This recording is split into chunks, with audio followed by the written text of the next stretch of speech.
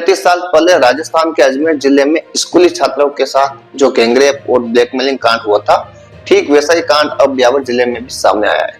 ब्यावर के विजयनगर इलाके में निजी स्कूल की छात्राओं को कुछ मुस्लिम लड़कों ने अपने जाल में फंसाया और ब्लैकमेल करने लगे। पहले एक लड़की को फंसाया, उसके साथ रेप करके ब्लैकमेल करने लगे, फिर उसे कहा कि स्कूल की दूसरी लड़कियों से दोस्ती कराने पर उसे छोड़ देंगे। ऐसा करते करते एक के बाद कई छात्रों को शिकार बनाया गया। सभी आरोपियों का नाबालिग बच्चों को फंसाने और शिकार करने का तरीका साल 1992 में हुए अजमेर ब्लैकमेल कांड के जैसा ही है। मतलब 1992 में जो अजमेर में ब्लैकमेलिंग कांड हुआ था, ठीक वैसे ही तरीके से यहाँ पर नाबालिग बच्चों को फंसाया गया। यहाँ भी आरोपियों ने एक ही प्राइवेट स्कूल के बच्चों को टारगेट कर रखा था। दरअसल इन सभी बच्चों के स्कूल आने जाने का रास्ता कुछ आरोपियों के मोहल्ले से गुजरता था।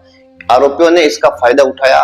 पुलिस के अनुसार आरोपियों ने पहले एक स्कूल की छात्रा को फंसाया, उससे मोबाइल उपलब्ध कराया, उससे प्रताड़ित और ब्लैकमेल करने लगे। इसके बाद उसके सामने शर्त रखी, वो अपने क्लास की दूसरी छात्राओं से संपर्क कराए तो वो उसे छोड़ देंगे। दरअसल इस सारी घटना का खुलासा एक पीड़ित लड़की ने किया। जब लड़की के पिता ने बताया कि उनके घर से लगातार पैसे चोरी हो रहे थे, तो उन्होंने लड़की पर नजर रखनी शुरू की। एक दिन उन्होंने लड़की को किसी के साथ बात करते हुए पकड़ लिया। उन्होंने लड़की से कड़ाई से पूछताछ की और फोन के बारे में पूछा कि तुमको फोन किसने दिलाया। तो लड़की ने सारे राज उगल दिए और रोते हुए बताया कि मैं ही नहीं, मेरी क्लास की दूसरी छात्राएं भी उन लड़कों के द्वारा ब्लैकमेलिंग का शिकार हुई है। इसके बाद पिता ने पुलिस में मामला दर्ज कराने का फैसला किया। इस तरह बालिका से उसकी कक्षा में पढ़ने वाली 5-6 बालिकाओं को जाल में फंसाया गया और उन्हें भी डरा धमका कर ब्लैकमेल करने लगे। आरोपी अपने धर्म की चीजों को अपनाने का दबाव बना रहे थे। गिरफ्तार आरोपियों में से रियान मोहम्मद, सोहेल मंसूरी, लुकमान, अरमान पठान, साहिल कुरैशी, बहुत सारे आरोपी शामिल थे। बच्चों के परिजनों ने बताया कि कुछ बच्चों को कलमा पढ़ना तक सिखाया जा रहा था, पैसे लाने का दबाव बनाया जा रहा था।